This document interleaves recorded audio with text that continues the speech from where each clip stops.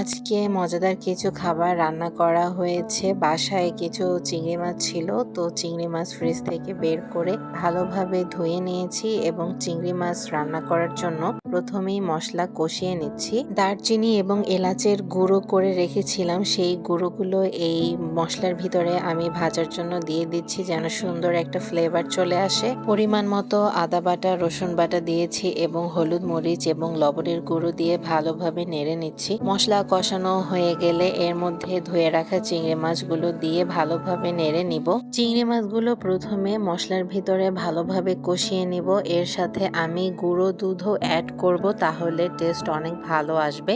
এবং কিছুক্ষণের মধ্যেই চিংড়ি মাছ রান্না হয়ে গেল।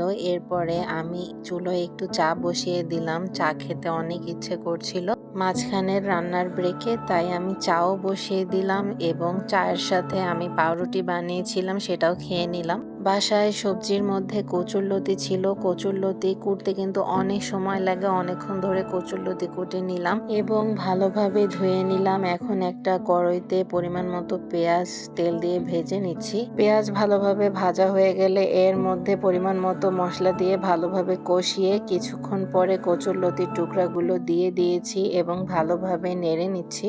এরপর পরিমাণ মতো পানি দিয়ে ঢাকনা দিয়ে ভালোভাবে সিদ্ধ হওয়ার জন্য রেখে দিব এবং মাঝখানে একটু নেড়ে নিব। কচুরলতি রান্না করা শেষ হলে এরপর আরো একটা পাতিলে পরিমাণ মতো মশলা দিয়ে ভালোভাবে কষিয়ে নিচ্ছি যেন কাঁচা কাঁচা গন্ধ না থাকে। কষানো হয়ে গেলে এর মধ্যে মুরগির মাংসগুলো দিয়ে আবারও ভালোভাবে নেড়ে নিচ্ছি। মাংস কিছুক্ষণ কষানোর পরে এর মধ্যে পরিমাণ মতো আলুর টুকরো দিয়ে দিচ্ছি।